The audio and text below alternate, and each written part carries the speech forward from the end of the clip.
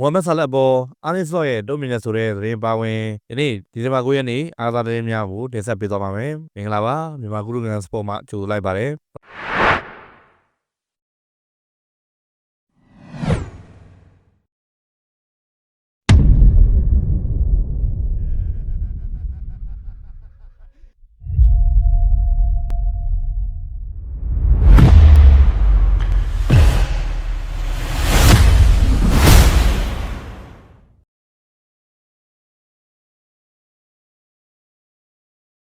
ပထမဆုံးသတင်းပုံအနေနဲ့မိုဟာမက်ဆာလက်ပေါ်အာနစ်လော့ရဲ့တုံ့ပြန်ချက်ဆိုတဲ့သတင်းကိုတင်ဆက်ပေးသွားပါမယ်။အာနစ်လော့ကဆာလက်နဲ့ပတ်သက်တဲ့အခြေအနေဟာလုံးဝစံနမူနာပြဖြစ်မနေပါဘူး။ဘယ်သူ့အတွက်မှမကောင်းပါဘူး။ကလပ်တင်းအတွက်လည်းမကောင်းပါဘူး။သူ့အတွက်လည်းမကောင်းပါဘူး။လုံးဝစံနမူနာပြဖြစ်မနေပါဘူး။ကျွန်တော်တို့ဟာတုံ့ပြန်ပုံတုံ့ပြန်နည်းကိုဒီလိုလုပ်ခဲ့ပြီးသူ့ကိုချန်ပီယံလိပွဲစဉ်ကိုခေါ်မလာဘူးပါပဲ။အဲဒါကြောင့်သူ့ရဲ့မှတ်ချက်တွေပေါ်ကျွန်တော်တို့ဒီလိုခံစားခဲ့ရတာပါ။လူတိုင်းမှာသူ့မိနဲ့သူရှိနိုင်ပါတယ်။ဒါပေမဲ့ကစားသမားတစ်ယောက်ကစကားလုံးတွေကိုတုံးတဲ့အခါသူတို့ပေါ်ကျွန်တော်တို့တုံ့ပြန်ဖို့လဲကျွန်တော်တို့ပေါ်မှာပဲမူတည်ပါတယ်။မိုဇာလက်ကိစ္စမှာဆိုရင်တော့ကျွန်တော်တို့လုံးဝလက်ခံနိုင်စရာအကြောင်းမရှိပါဘူးလို့ပြောကြားသွားခဲ့ပါတယ်။ဆက်လက်ပြီးနောက်တဲ့သတင်းတွေနဲ့တောင်းငံဘောကနေတိုက်ရိုက်ဂိုးသွင်းယူနိုင်တာဟာဘရာဇီးသားတွေပဲလုပ်ပြနေတာလားတောင်းငံဘောကနေတိုက်ရိုက်ဂိုးသွင်းယူနိုင်ဖို့ဆိုတာလွယ်ကူတဲ့လုပ်တော့မဟုတ်ပါဘူးဒါပေမဲ့ဒီဟာဘရာဇီးသားတွေအတွက်တော့သိခက်ခဲမယ့်အရာဖြစ်တယ်လို့ကျွန်တော်မထင်ပါဘူးအခုဆိုရင်တော့ပရီးမီးယားလိမှာတောင်းငံဘောကနေတိုက်ရိုက်ဂိုးသွင်းယူပြနိုင်တဲ့ဘရာဇီးကစားသမား၄ယောက်ထိရှိလာခဲ့ပါပြီ2021ခုနှစ်မှာဝက်ဆန်အသင်းကိုသွင်းယူခဲ့တဲ့ပါရေယာ2022ခုနှစ်မှာအာဆင်နယ်အသင်းကိုသွင်းယူခဲ့တဲ့တောက်ကလပ်လူဝေ2024ခုနှစ်မှာမန်ယူအသင်းကိုသွင်းယူခဲ့တဲ့ကွန်ညာ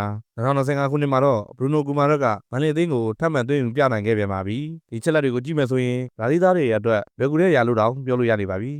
အသင်းဟောင်းမန်ချက်စတာယူနိုက်တက်အသင်းနဲ့ပတ်သက်လို့မေကွန်ထုတ်တဲ့မေကွန်ပေါ်လက်ချီချက်သီးကစားသမားကနာချိုတယောက်အင်တာဗျူးအမေးဖြေမှာနိုးလိုသာဖြေကြားခဲ့တဲ့ဆိုတဲ့သတင်းကိုတင်ဆက်ပေးသွားပါမယ်ကနာချိုဟာလင်းနောက်ကမန်ချက်စတာယူနိုက်တက်အသင်းနဲ့လမ်းဖွဲ့ခဲ့တဲ့အပေါ်နောင်တရတာများရှိလားလို့မေးခဲ့တဲ့မေကွန်ပေါ်မှာကနာချိုဟာမကြားခဲ့လို့sorry ဆိုတာသတင်းသမားကနောက်တစ်ချိန်ပြန်လဲမေးရမှာတော့ no လို့သာဖြေခဲ့ပြီးနောက်ထပ်မေကွန်တစ်ခုအနေနဲ့အဲ့လိုအဆုံးသတ်မှုပေါ်ဝမ်းနေလားဆိုတဲ့မေကွန်ပေါ်မှာလဲ no လို့သာထပ်လောင်းပြောကြားသွားခဲ့ပါတယ်ဆက်လက်ပြီးနောက်ထပ်သတင်းပုံအနေနဲ့ဘာစီလိုနာဂိုးသမားတာစီကန်တယောက်ကာလာချီတိုင်ယာကတက်တာလာပြီးမကြခင်ပြန်လဲပွဲထွက်ကြဖို့ညှော်လင့်ထားတယ်ဆိုတဲ့သတင်းကိုတင်ဆက်ပေးပါမယ်ဘာစီလိုနာဂိုးသမားတာစီကန်ကမနစ်က ACL ရရှိပြီးနောက်ကာလာချီနားယူခဲ့ရတာဖြစ်ပါတယ်ဒါပေမဲ့လည်းနီးပြဟန်စီဖလစ်ကဂျွန်ကာစီယာဝယ်ပွဲထွက်ဂိုးသမားအဖြစ်ဆက်လက်ဦးစားပေးဖို့ရှိနေပြီးတာစီကန်ရဲ့အခြေအနေကိုစောင့်ကြည့်အောင်မှာဖြစ်ပါတယ်တာစီကန်ဟာကျင်းနေပထမဂိုးသမားလို့တတ်မှတ်ထားလို့မရတော့တာတော့သိကြပါတယ်